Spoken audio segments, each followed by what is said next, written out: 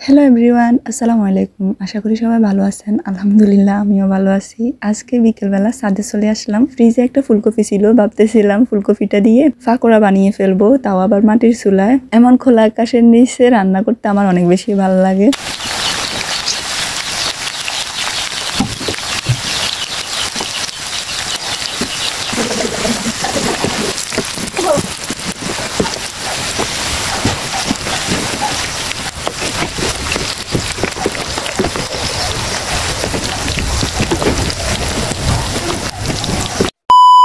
একটা ফুলকপিকে এভাবে চিকন চিকন করে কেটে নিছি। যতটা চিকন করে কাটা যাবে ততই ভালো পাকোড়ার জন্য। ফুলকপির ভিতরে যদি কোনো পোকামাকড় থাকে তার জন্য আমি 5 মিনিট পর্যন্ত একটা বলে ফুলকপিগুলোকে ভিজিয়ে রাখবো। তারপর পানি দিয়ে একদম ভালোভাবে ধুয়ে নিতে হবে, যেন কোনো ময়লা বা বালি না থাকে, তাহলে কিন্তু পাকোড়াগুলো খেতে মুখের ভিতর বালি বালি লাগবে। একদম ভালোভাবে ধুতে হবে।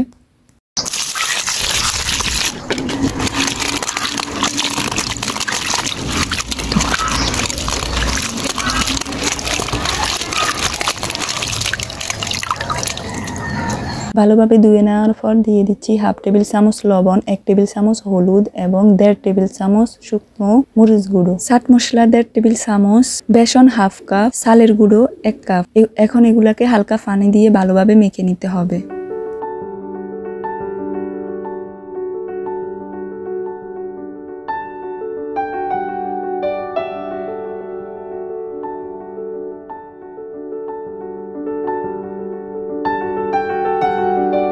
হালকা হাতে কিছুক্ষণ মেখে নেওয়ার পর দিয়ে দিচ্ছি এখানে একটা ডিম। ডিমটা দিয়েও আবারও ভালোভাবে মেখে নিতে হবে।